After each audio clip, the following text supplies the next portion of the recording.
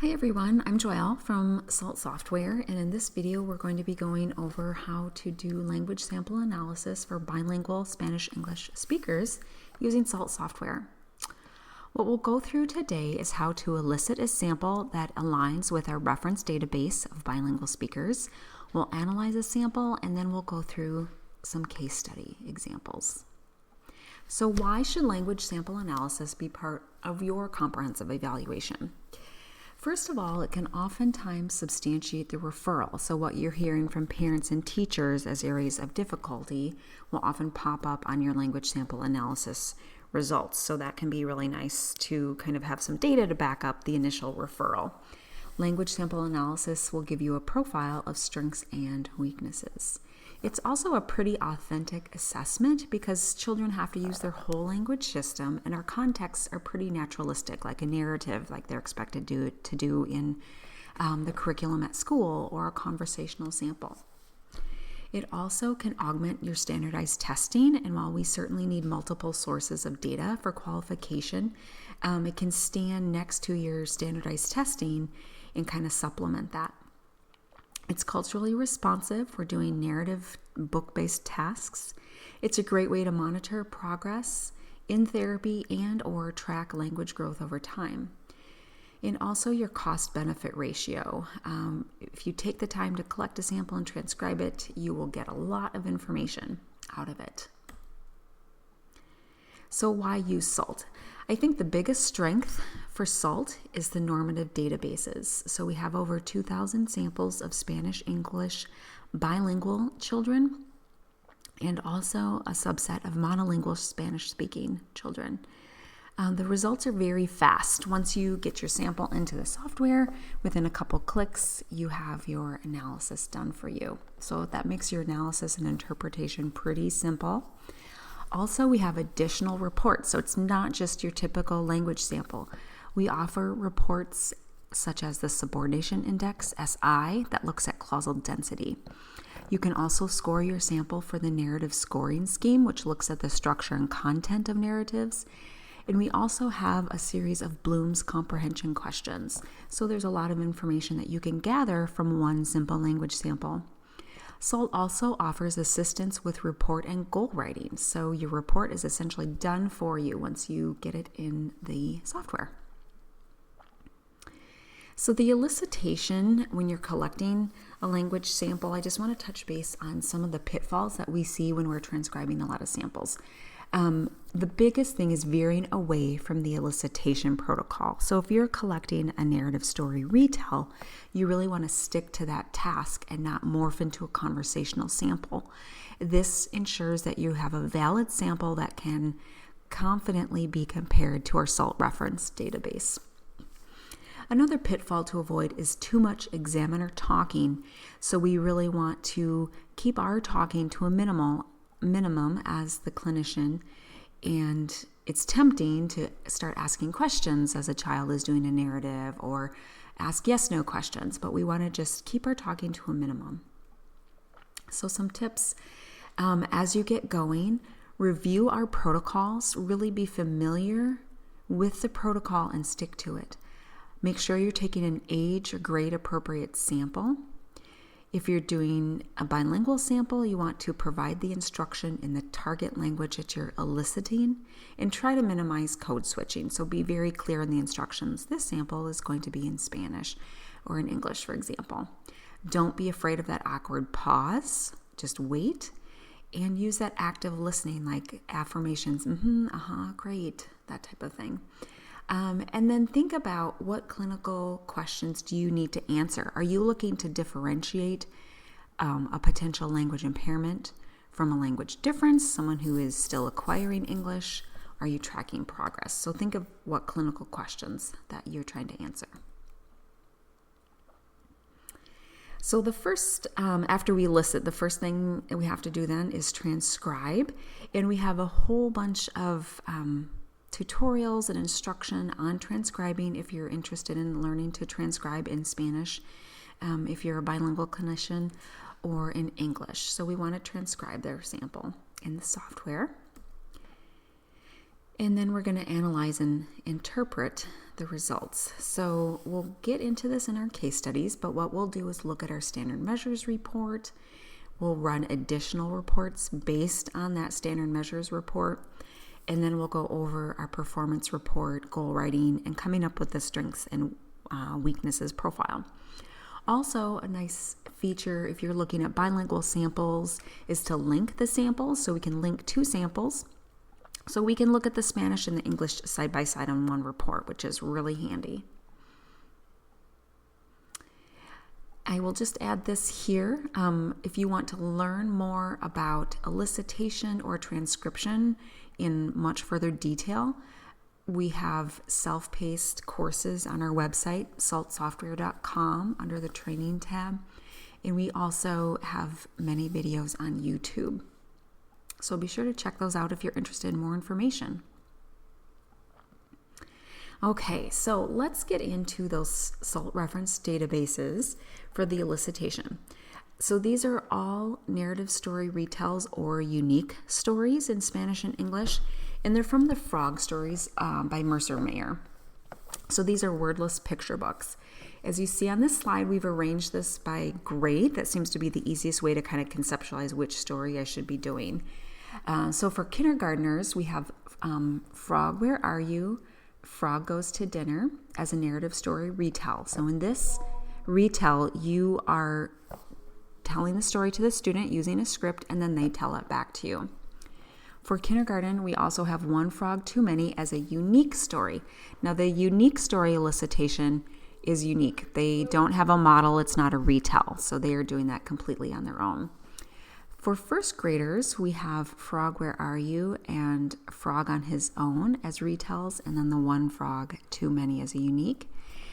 Second grade, Frog, Where Are You? And Frog Goes to Dinner, and then the unique story as well. And then all the way up to third grade, we have Frog, Where Are You? As a narrative story retell, and One Frog Too Many as a unique story. Of interest, so for monolingual Spanish, again, these are just Spanish speaking. We have first through third graders with all of the stories. So there's, again, a lot of information, but you're going to be using the Mercer Mayer Frog Story books. What are the demographics of our narrative story retell database? So the children are native Spanish-speaking bilingual, Spanish-English. They are from Texas and California. So in Texas, samples were collected in Houston, Austin, Brownsville, and then in Los Angeles and California. There's a diverse SES background for these children in these areas, and they were all considered typically developing. So average normal progress in school, absence of any special education services or identified learning disabilities, and also at least 80% of the words in the samples were in the targeted language, so minimal code switching. For our monolingual Spanish database, these are native Spanish-speaking children. They were collected from public school classrooms in Guadalajara, Mexico, and again, very diverse SES background and also typically developing, so normal progress in school and lack of special education services. So one thing that I want to kind of go over is just kind of what the numbers look like for some of the measures that we'll be running. So we have, kind of to simplify it, three numbers that we look at, and that is MLU words, so mean length of utterance measured in words, not in morphemes. And as you can see from these charts, we go from 5 years to 9-year-olds, and then kindergarten through third grade. The different colors are the different elicitation protocols. So bilingual English retell, English unique is the gray, the dark orange is the Spanish retell, and so forth. So this just gives you a sense of what a typical child's mean length of utterance would be.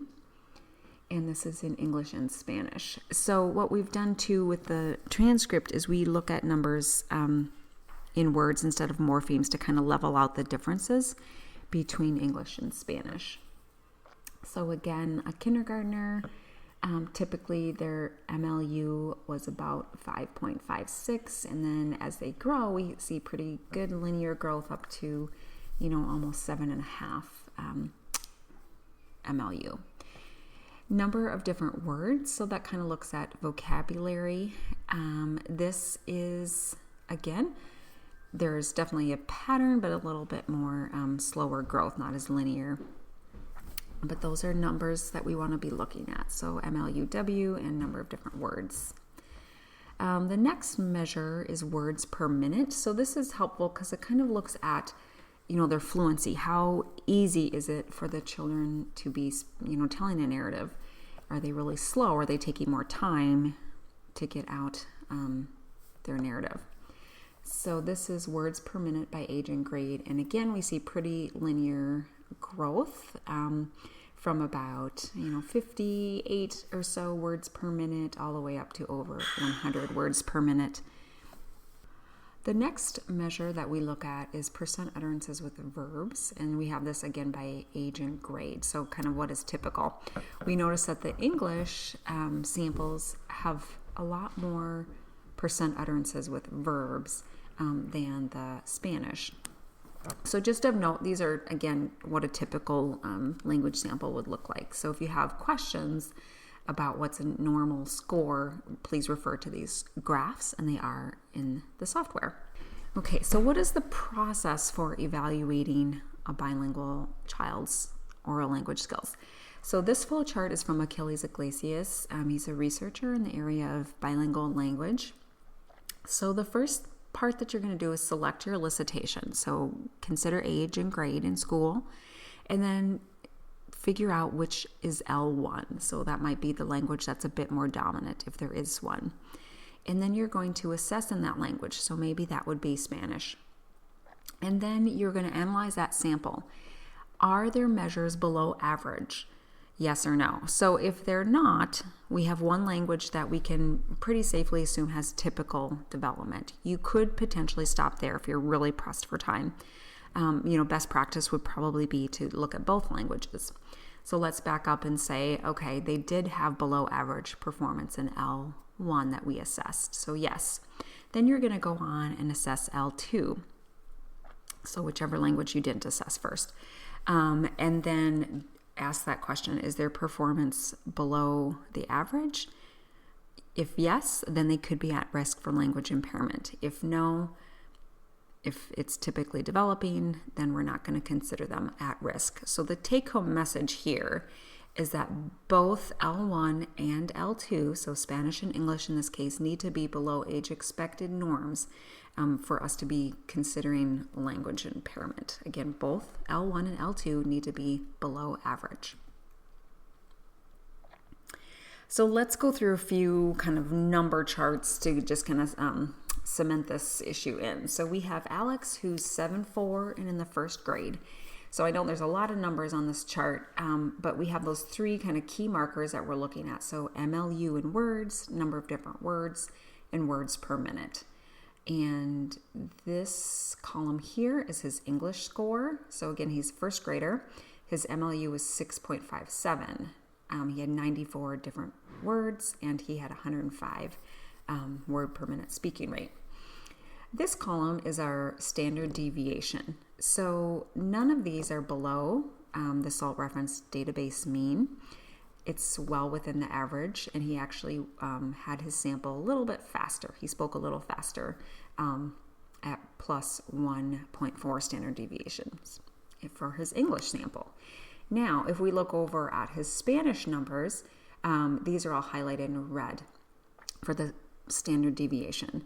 His Spanish mean length of utterance was 5.19, and that was negative 1.33 standard deviations below the mean. His number of different words, so vocabulary, was 41. So that is, significantly lower than the number of different words he had in English.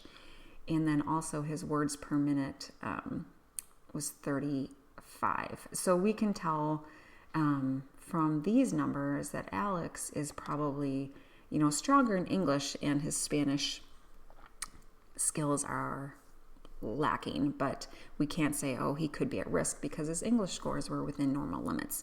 So sometimes, at my school, this could represent, kids who are kind of losing their L1 or their first language, their Spanish.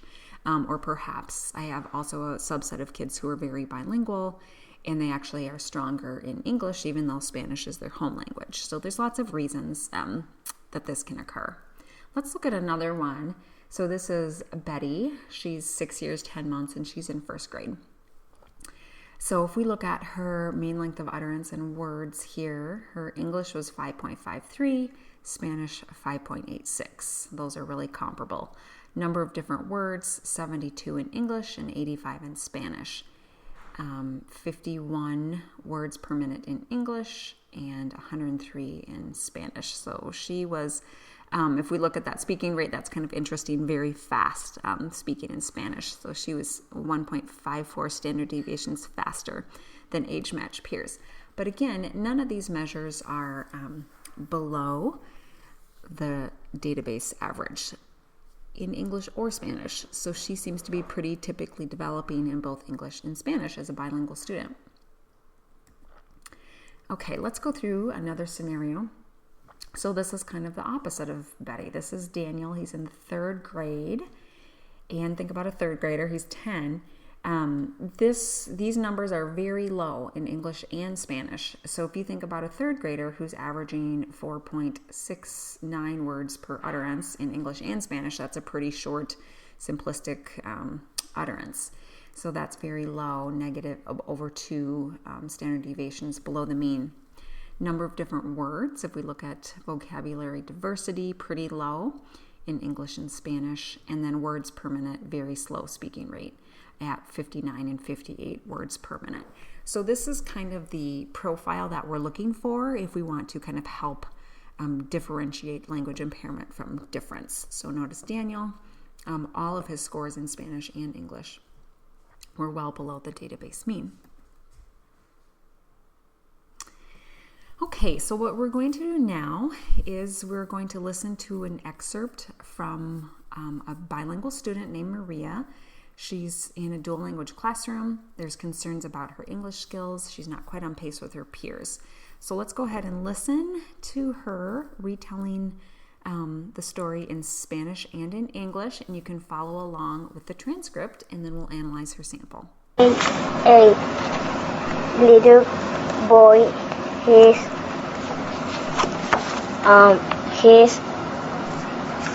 being a frog, and he is going to your bed. The frog is going. When he's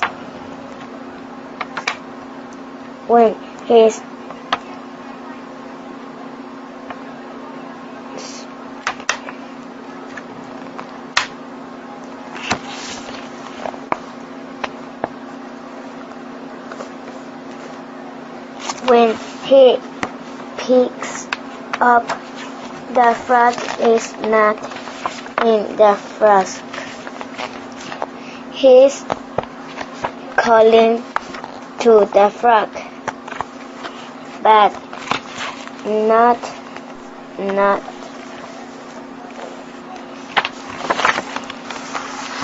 The dog has go down. El niño y el perro estaban viendo a la rana dentro de un jarro. Y el perro y el niño se durmieron en la cama.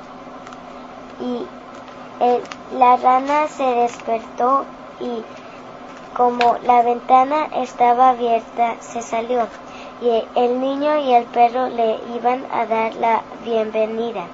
Y no estaba dentro del jarro. All right, and now we have Maria's transcripts pulled up in SALT software. So again, she completed the Frog Where Are You narrative story retell in English, and then she did it in Spanish.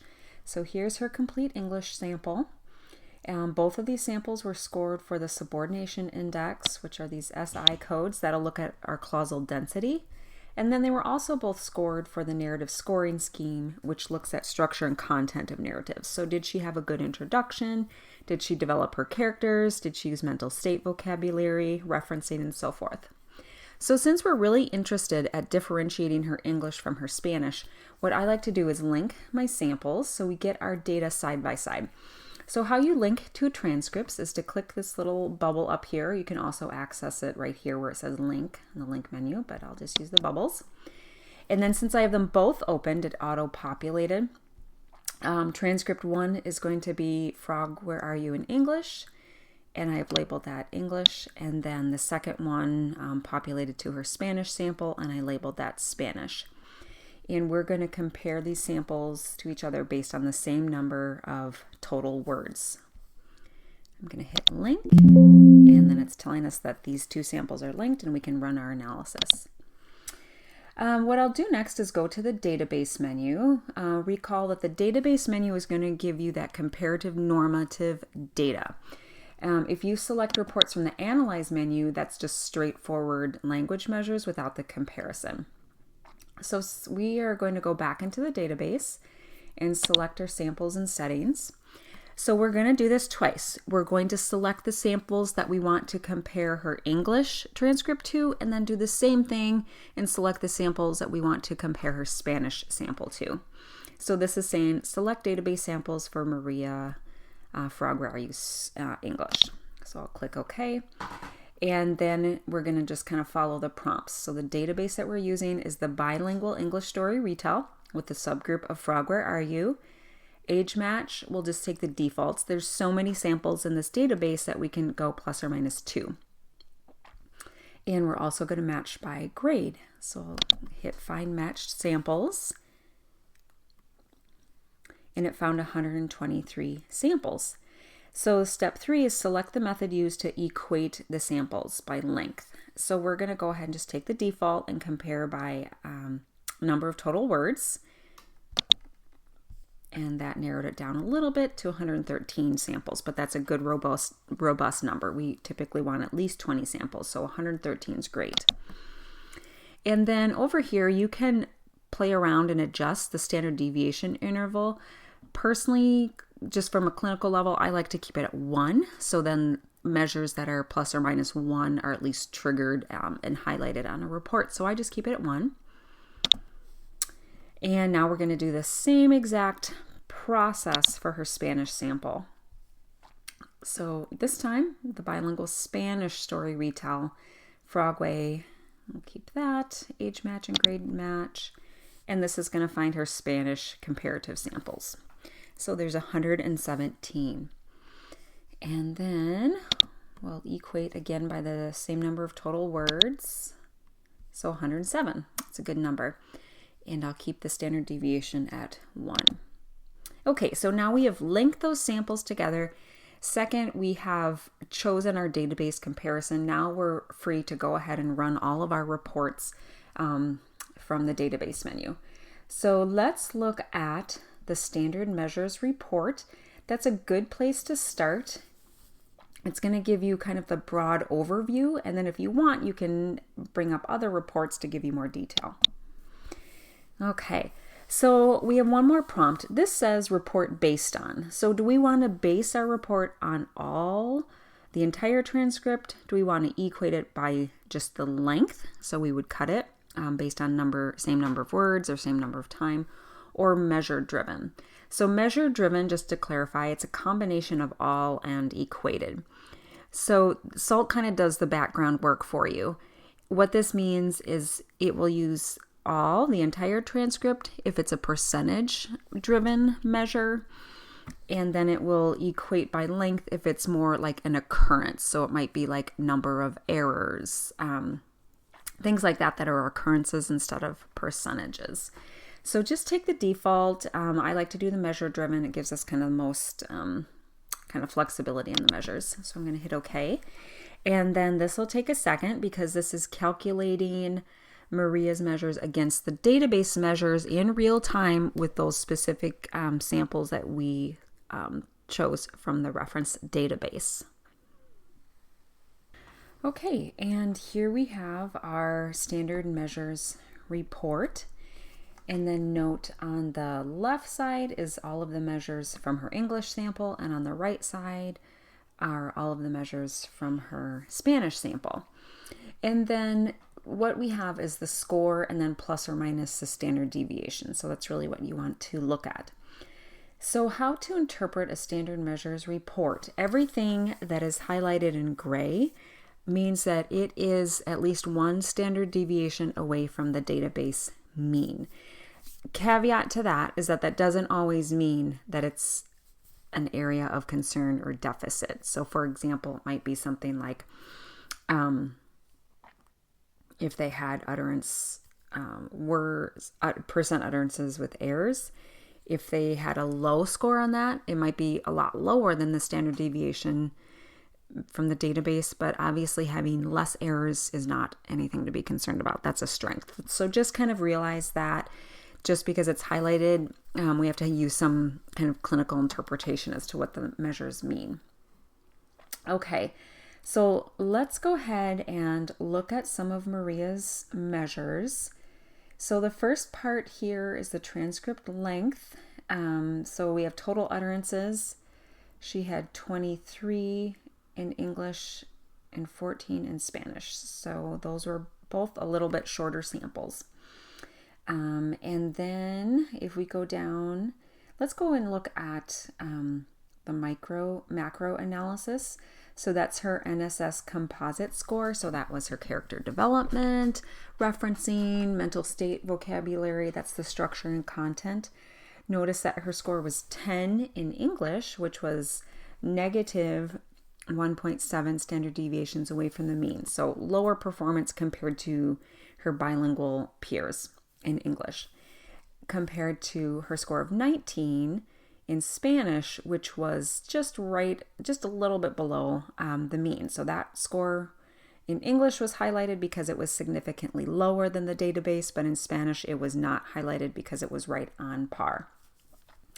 So let's look at those kind of key markers that we look at for bilingual samples, trying to keep it simple. MLU in words is 5.14 in English, which was a little bit lower, negative 1.14 in English, but it's also highlighted in Spanish. So her Spanish MLU was almost 9, so 8.57. That was higher by 2.57 standard deviations. So actually, English, she's lower, Spanish, she's higher as far as her length of utterance. So her Spanish scores are highlighted, but these are all strengths for her actually. Another measure, that percent utterances with verbs. English, right on par. In Spanish, she's higher. Same thing with verbs per utterance. And then her SI, and recall SI is that clausal density. So it basically looks at how many clauses per utterance. So if they're using conjunctions, they would have a higher SI score, kind of more complex, sophisticated sentences. So English, she's kind of right on par. In Spanish, it's a strength. So she's looking like she has actually really robust Spanish skills. Let's drop down to the semantics section. Semantics, she has number of total words should be the same because that's what we based our sample comparison on. But in English, that was one of our markers. Number of total words is 40, a little bit lower, 1.13.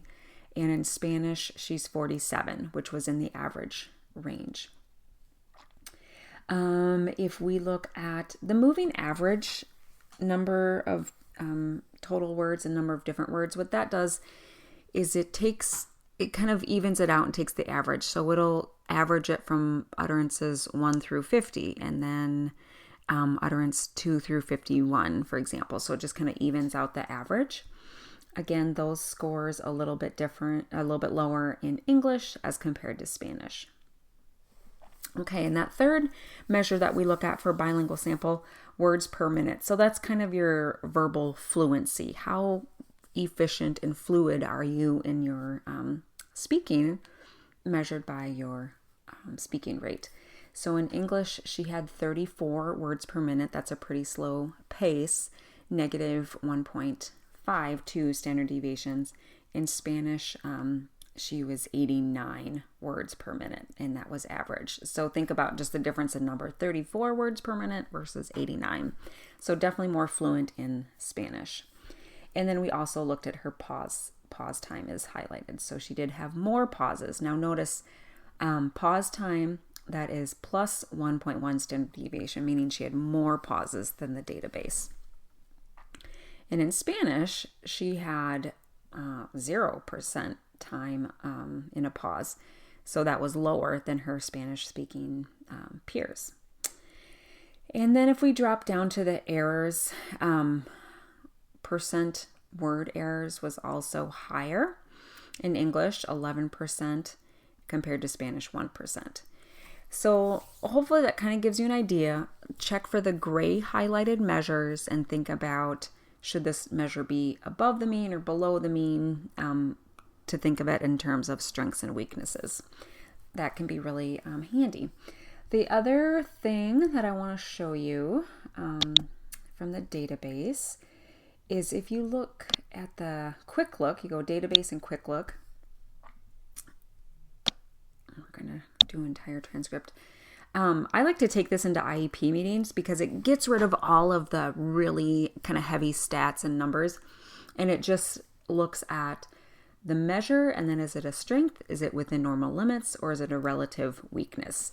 So this would be easy to take into a meeting and show Maria's English. We have a few measures that are a weakness compared to her age-matched peers. So her NSS, that narrative structure and content, her MLU was a little bit lower, number of different words, and her words per minute. So she pretty clearly is showing that she is having difficulty acquiring English. If we look over here to Spanish, she's all in the strengths and the within normal limits. So again, this is just a great simple graphic that's very parent-teacher friendly and a quick look. I'll show you one more thing from our database menu, and that is the performance report. So if you are going to need to document this, we have kind of a report that's already written out for you and ready to go. So this is going to ask you how you want your speaker to be labeled. We're just going to stick with her first name, Maria, and then the pronouns. You have some options there, so we'll stick with female here. And then what this does is this is a narrative that you can just copy and paste into your Word document or into, I use IOL online, and it's all written up for you. So it does that interpretation for you and then just reports the numbers. So it basically takes all of that data from that standard measures report and supplemental reports and puts it into a narrative format that you can paste into your reports. Of course, this can be edited, so feel free to change some of the wording and so forth as you see fit, but just wanted to show that as another option. Okay, so hopefully that gives you a kind of basic understanding of how to run an analysis using SALT on a bilingual speaker. So for Maria, if we think back to that flow chart of our process, she definitely has within normal limits performance in Spanish, and she had some strengths in Spanish. So she would really not meet that criteria to think like, oh, maybe she's at risk for language impairment because both of her languages were not below the age expected norms. She probably just needs some more time to acquire more English. All right, well, hopefully after going through Maria's case study and seeing the software in action, you have a better sense of how to complete a bilingual evaluation using language sample analysis. Here's a quick snapshot of our webpage, saltsoftware.com, that I'd like to point out. There's lots of resources, everything from transcription services to elicitation and everything you would need for SALT software. And as always, please contact us. We really take pride in customer service, and we like to hear from SLPs who are using the software. Here's our contact information, and thanks for watching.